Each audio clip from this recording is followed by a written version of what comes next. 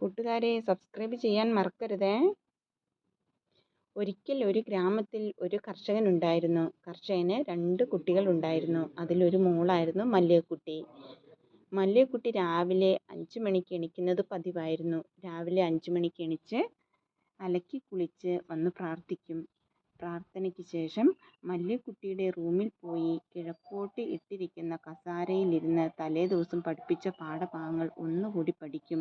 അത് മല്ലികക്കുട്ടിയുടെ ദിവസവുമുള്ള സ്വഭാവമാണ്. ആ ഇരിപ്പ് 8 മണി വരെ ഇരിക്കും. അതിനുശേഷം മല്ലികക്കുട്ടി അടുക്കളയിൽ പോയി ബ്രേക്ക്ഫാസ്റ്റ് എടുത്ത് ടേബിളിൽ കൊണ്ടുവയ്ക്കും.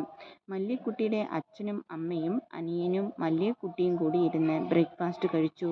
അതിനുശേഷം മല്ലികക്കുട്ടിയും അനിയനും അമ്മയും കഴിച്ച പാത്രങ്ങളുമെടുത്ത് അടുക്കളയിൽ കൊണ്ടുവച്ചു വൃത്തിയാക്കാൻ അമ്മയെ സഹായിച്ചു. സമയം 10 മണിയായി. മല്ലികക്കുട്ടി ഒരു ബക്കറ്റെടുത്ത് പറമ്പിലേക്ക് പോയി. മല്ലികക്കുട്ടി ചെടികളോടായി ചോദിച്ചു, നിങ്ങൾക്ക് സുഖമല്ലേ കൂട്ടുകാരെ? ചെടികൾ തലയാട്ടി. ചെറിയ തണുപ്പുള്ള കാറ്റ് എന്ന പോലെ ഞങ്ങൾക്ക് സുഖമാണ് മല്ലികയ്ക്ക് സന്തോഷമായി.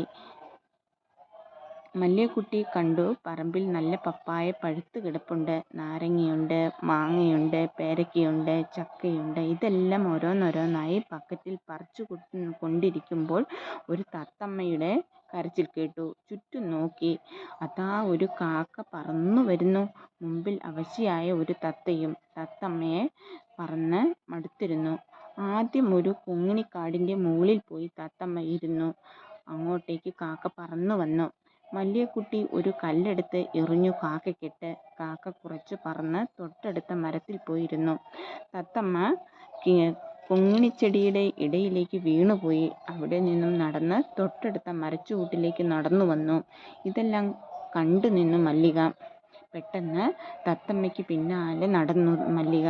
തത്തമ്മ പേടിച്ച് മരത്തിനു ചുറ്റും നടന്നു. മല്ലികക്കുട്ടി പെട്ടെന്ന് തത്തമ്മയെ പിടിച്ചു. തത്തമ്മ മല്ലികക്കുട്ടിയുടെ കൈ കടിച്ചു മുറിച്ചു. വേദന കാരണം തത്തമ്മയെ ഒരു കൈയിൽ നിന്നും മറ്റേ കൈയിലേക്ക് മാറ്റിപ്പിടിച്ചു. അങ്ങനെ എത്രയും പെട്ടെന്ന് മല്ലിക വീട്ടിലെത്തി തത്തമ്മയെ കൂട്ടിലാക്കി. അതിന് വെള്ളവും പഴവും ധാന്യവും കൊടുത്തിട്ട് കൂടടച്ചു. അങ്ങനെ തത്തമ്മ ഉഷാറായി കൂട്ടിൽ കിടന്ന്.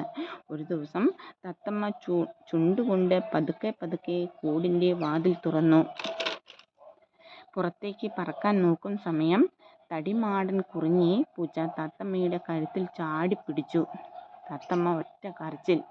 മല്ലിക കരച്ചിൽ ശബ്ദം കേട്ട് വേഗം കൂടിനടുത്തെത്തി. നോക്കുമ്പോൾ കടിച്ചു പിടിച്ചിരിക്കുന്നു തത്തമ്മയെ. പൂച്ചയ്ക്കിട്ട് ഒരു തല്ലു കൊടുത്തിട്ട് മല്ലിക തത്തമ്മയെ കയ്യിലെടുത്തിട്ട് പറഞ്ഞു, എൻ്റെ അനുവാദമില്ലാതെ നീ എന്തിനാണ് പുറത്തു വന്നത്? അതല്ലേ ഇപ്പോൾ പൂച്ച പിടിക്കാൻ കാരണമായത്? നമ്മൾ നമ്മുടെ വീട്ടിലെ മുതിർന്നവരും അച്ഛനും അമ്മയും പറയുന്നത് കേൾക്കണം. ഞാൻ നിന്നെ പൂർണ്ണ ആരോഗ്യവതിയാക്കി തുറന്നു വിടുമായിരുന്നില്ലേ? എനിക്ക് ഇഷ്ടമല്ല നിന്നെ കൂട്ടിൽ പിടിച്ചിടാൻ. പക്ഷേ നിന്നെ കൂട്ടിൽ നിന്നും തന്നെ പുറത്തു വിടാൻ ആയിട്ടില്ല തത്തക്കുട്ടി. അതിനാലാണ് ഞാൻ നിനക്ക് കൂട്ടിലേക്ക് വെള്ളവും ധാന്യവും പഴങ്ങളും തന്നിരുന്നത്. തത്തമ്മയ്ക്ക് തെറ്റു മനസ്സിലായി. തത്തമ്മ സോറി പറഞ്ഞു മല്ലികയോട്. അങ്ങനെ തത്തമ്മ ആരോഗ്യവതിയായി. സ്വയം സംരക്ഷിക്കാൻ തത്തമ്മ പ്രാപ്തയായി എന്നു മല്ലികയ്ക്ക് തോന്നിയപ്പോൾ മല്ലിക തത്തമ്മയെ കൂട്ടിൽ നിന്നും പറത്തിവിട്ടു അവളുടെ പ്രപഞ്ച കൊട്ടാരത്തിലേക്ക്.